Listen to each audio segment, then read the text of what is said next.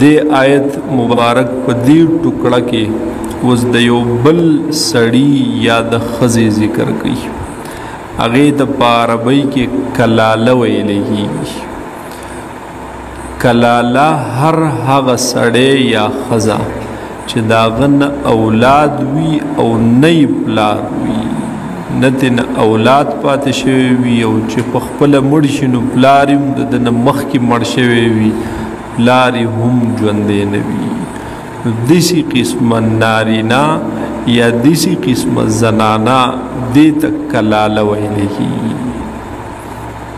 په پښتو کې مونږ تاسو وایو دا پلانکې سړی میرات دی، خو میرات هغې چاته وایي چې د ده اولاد نه وي، صرف چې دی مړ شي او اولاد ترې نه پاتې نه شي، اولاد یې نه وي، ده ته میرات وایي. او چې کله یو سړی وفات شي نه اولاد شته او نه پلار شته، نو داسې سړي ته بیا په پښتو کې بې کسه ویلی کېږي، بې سوک او بې کسه ورته ویلی کېږي. او چې صرف اولاد نه وي ده ته میرات ویلی کېږي. د کلاله نه مراد دغه بې کسه شخص دی یا دغه بې سوکه سړی یا دغه بې سوکه ښځه ترې نه مراد نه، چې نه اولاد وي او نه پلار وي.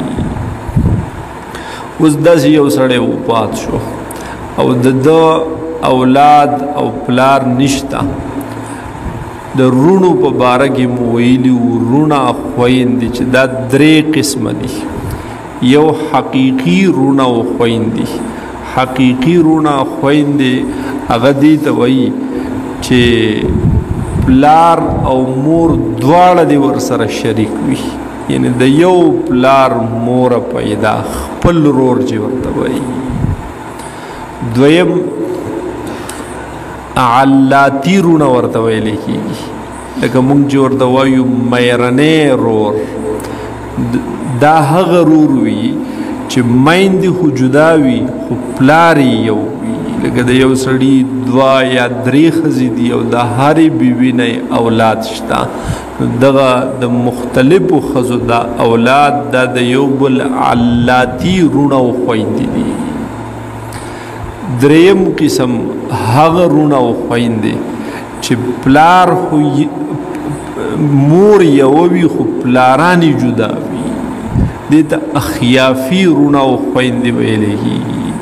هغه صورت داسې چې مثال یو زنانه د چا په نکاح کې د هغه نه اولاد شوی دی او بیا دغه خاوند وفات شو، په بل ځای کې نکاح وکړو او د هغې بل خاوند نه بیا اولاد وشو، دا اولني خاوند نه اولاد، دویم نه اولاد، دا د یو بل اخیافي رونه خویندې دي.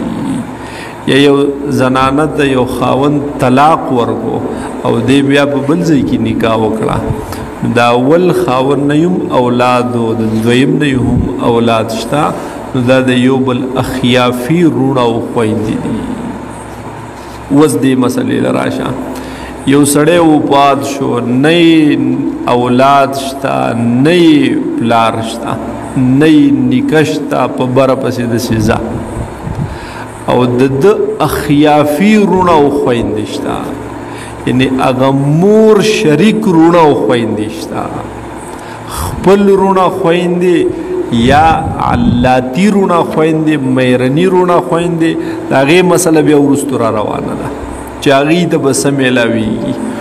دلته مسله ده چې صرف هغه د مور شریک رونه او خویندې، نو که چرته هغه یو ورور یا یوه خورې وه نو بیا به د دې میراث سړي په مال کې یا د دې بې کسه سړي په مال کې به دغې رور یا دغې خور ته شپږمه حصه به ورته ورکولی کېږي.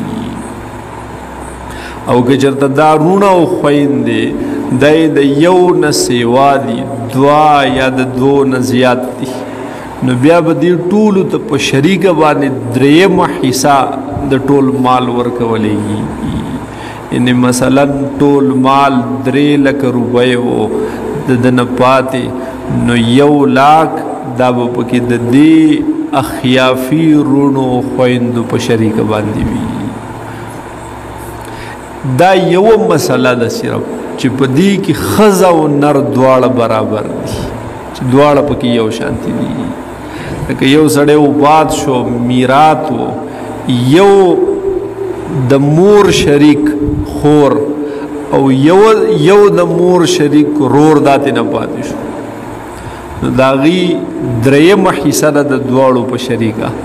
په درېیمه حصه کې چې هغې ته څه ورسېدل دا به د هغې په منځ کې برابر تقسیم شي. که دواړه رونه وي نو نیم به یو والي نیم بل، که دواړه خویندې وي نیم به یو والي او نیم بل، که یو خور وي او بل رور نو هم به بیا نیم یو والي او نیم به بل. که مثال 3 لکه روپۍ دې نه پاتې شوي وي نو 1 لاک پکې د دوی رسي، نو دا یو او دی یو خور او یو رور، نو 50,000 به یو ته او 50,000 بل ته، 50,000 رور ته او 50,000 خور ته. دا یوه داسې مسله ده چې په دې کې ښځه او نر دا دواړه برابر، خور او رور دا پکې دواړه برابر دي. نور په کوم ځای کې چې هم خور او رور راځي نو هلته هغه د رور حصه د خور په ډبل باندې هغې 2 چنده وي.